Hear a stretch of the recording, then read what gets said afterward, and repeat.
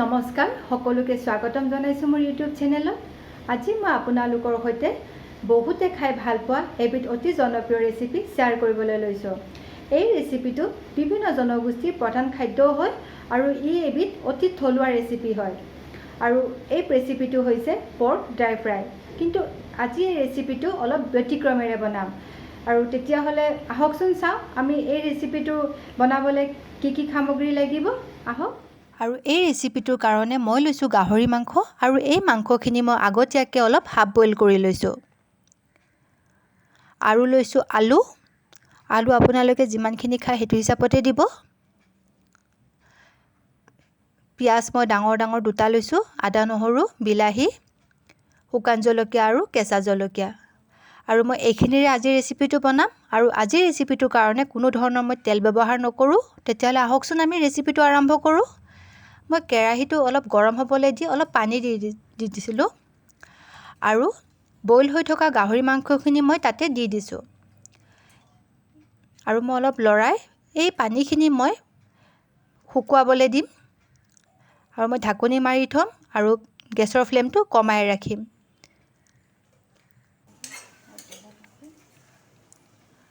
আপোনালোকে দেখিব যেতিয়া পানীখিনি কমি যাব তেতিয়া এই মাংসখিনিৰ পৰা যথেষ্টখিনি তেল ওলায়। চাওঁ আমি কি হৈছে।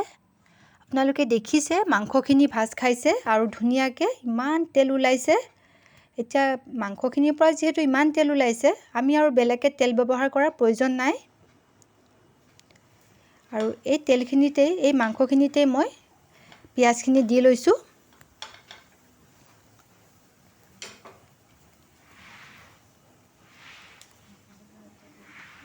আৰু শুকান জলকীয়া এটা অলপ ভাঙি দিছোঁ তাতে। তেনেকৈ মই লৰাই দিছোঁ। গেছৰ ফ্লেমটো একেবাৰে মিডিয়ামকৈ ল' ফ্লেমতে ৰাখিব। আৰু এতিয়া মই কাটি থোৱা আলুখিনি দি দিছোঁ।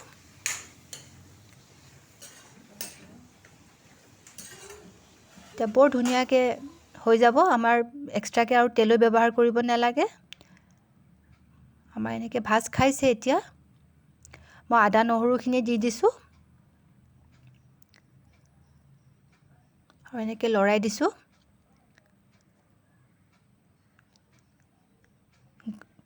গাহৰি মাংস এটা যথেষ্ট হেল্ডি ফুড হয়।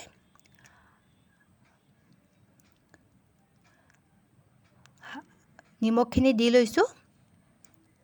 এতিয়া অলপ হালধিও দি ল'ম, অলপ ৰংচোৱা হ'ব। আৰু এনেকৈ লৰাই দিছোঁ মই।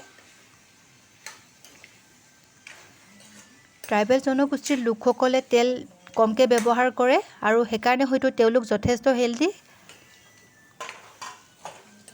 তেনেকৈ ঢাকি দিছিলোঁ মই, আৰু অলপ লৰাই দিছোঁ। আলুটো আমাৰ সিজিছে। এতিয়া বিলাহীখিনি দি ল'ম।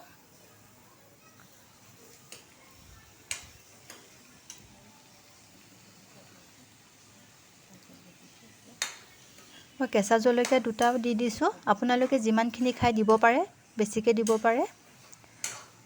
আৰু কেঁচা জলকীয়া দেৰিকৈ দিলে কেঁচা জলকীয়াৰ পৰা এটা গোন্ধ ওলায়।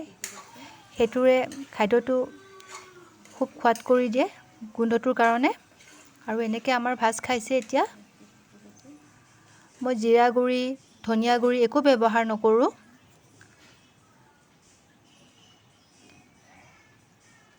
অকল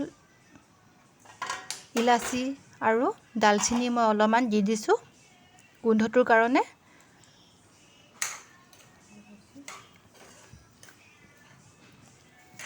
এতিয়া মাংসটোৰ পৰা খুব ধুনীয়া গোন্ধ ওলাব এতিয়া এই মছলাটোৰ পৰা। আৰু অলপমান মই ঢাকি দিম। সিজিছে,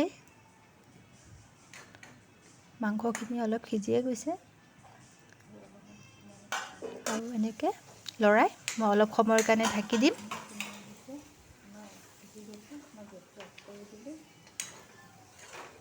এতিয়া মই গেছটো অফ কৰিয়ে দিলোঁ, কাৰণ আমাৰ মাংসখিনি হৈয়ে গৈছে। এতিয়া মই উলিয়াই ল'ম বাতি এটাত, আৰু অলপ টেষ্ট কৰি চাব লাগিব কেনেকুৱা হৈছে। বনালোঁ যিহেতু খুব ধুনীয়া গোন্ধ ওলাইছে। খাবলৈ ভাল হ'ব যেনে লাগিছে। টেষ্ট কৰিলেহে গম পাম।